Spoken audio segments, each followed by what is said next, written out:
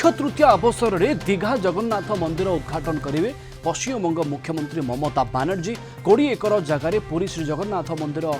अनुकरण में ढांचार यह मंदिर निर्माण कर 65 फुट उच्चर यह भव्य मंदिर निर्माण पर 250 कोटी टंका व्यय कर पारंपरिक कलिंग स्थापत्य शैली एवं राजस्थान गोलापी बालीपथर निर्मित होती भव्य स्थापत्य तेज राजस्थान 800 रु अधिक कुशली कारीगर यह मंदिर निर्माण कर प्रस्तुति कौ पर्यायर आउ किछि समय पर यह भव्य मंदिर उद्घाटन करा जिवो ए संपर्क में अधिक सूचना चलतु सीधा सड़क आम कोलकाता ब्यूरो हेड प्रमोद महांती पाखक जीवा से दीघारे आम सहित अच्छा प्रमोद केमिति कौन परिवेश आपड़ देखा पाँच आज कार्यक्रम कौन कौन एबे पर्यंत सरी आज आउ कौन कौन कार्यक्रम रही केतेबेले उद्घाटन हेबो एई भव्य मंदिर। देखो तो प्रवीण आम जानती जे बहुचर्चित दीघा जगन्नाथ मंदिर आज ठीक 3:14 रे पश्चिमबंग मुख्यमंत्री ममता बानर्जी आनुष्ठानिक भाव उद्घाटन कले एवं यही उद्घाटन उत्सव रे राज्यर विभिन्न मंत्री एवं देशर विभिन्न कोण अनुकोणरू धर्माधिकारी माने एठारे उपस्थित थिले एवं पुरी जो 57 जन पुरोहित आसीथिले एवं निजे राजेश दयितापति मध्य तांका सहित उपस्थित थिले जे रामकृष्ण मिशन ठारू आरंभ करी इस्कन ठारू आरंभ करी जोगदान ठारू आरंभ करी विभिन्न धर्मीय संस्थार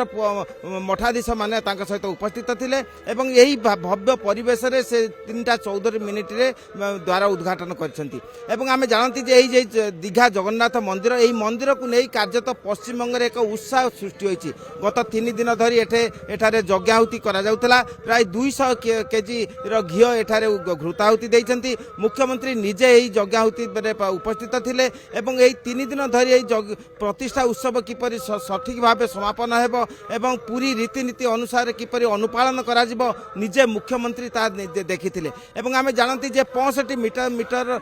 लंबर यही भव्य जगन्नाथ मूर्ति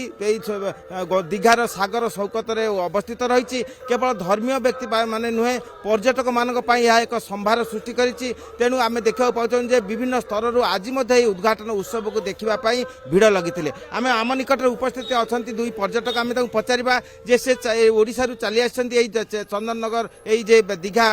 जगन्नाथ मंदिर उद्घाटन उत्सव देखिए से कौन कहते आज्ञा आज्ञा मु तो सुबल चंद्र दास ओडिशा रु आसी जहाँ सुंदर भाव में आज दीघा जगन्नाथ मंदिर पश्चिमबंगर मुख्यमंत्री आज उद्घाटन कले आनुष्ठानिक भाव में गोटे सुंदर परिवेश है जे जगन्नाथ माने परिवेश सृष्टि होती जो पर्यटक माने विशेषकर पुरी को जाई पारु नांती से माने ए दीघा अंचल से पर्यटक माने जगन्नाथ को दर्शन करि परिबे एवं जगन्नाथंकर जो संस्कृति प्रचार प्रसार हम यहाँ सब शुभदायक कथा आम समस्ते खुशी आम भी आसलु आज बहुत सुंदर भाव में वर्णाढ़ परिवेश भितर आज मंदिर उद्घाटन है। धन्यवाद कलिंग टीवी बहुत सुंदर परिवेश सृष्टि होती लक्ष लक्ष लोक एठार उपस्थित हो जगन्नाथ दर्शन करुँच जगन्नाथ संस्कृति ए प्रकार आडंबर पूर्ण संस्कृति निरा देखा मिले तेणु बहुत सुंदर लगुच कि गोटे जिनस हूँ धाम कथा रही 4 धाम आमर रही द्वारिका बद्रीनाथ रामेश्वर और पुरी 4 धाम भितरु पुरी सर्वश्रेष्ठ धाम बोली कली जुगर माना जाए तेबे जे जगन्नाथ धामर नामकरण करिसंती सेटा को आमे मानि नहीं पारुना कारण एटा को जगन्नाथ धाम न करी अलगा किछि करिया उचित कारण सेही नेत सेही बड़ दांड सेही बड़ पहाच सबू आपण एठारे जत्ते जहा कले भी मिलिबो नाही आ मोक्ष प्राप्तिर द्वारा होची 4 धामर जगन्नाथ धाम कारण समस्ते जेते धाम दर्शन करि आसिले जदि आपण जगन्नाथ धाम पुरी धाम दर्शन न करि नथिबे तबे आपनको मोक्ष प्राप्ति मिलिबो नाही तेणु भल होईची संस्कृति को आगो को बढ़े नहीं जगन्नाथमय आज पूरा दीघा जगन्नाथ शुणिले जे प्रत्येक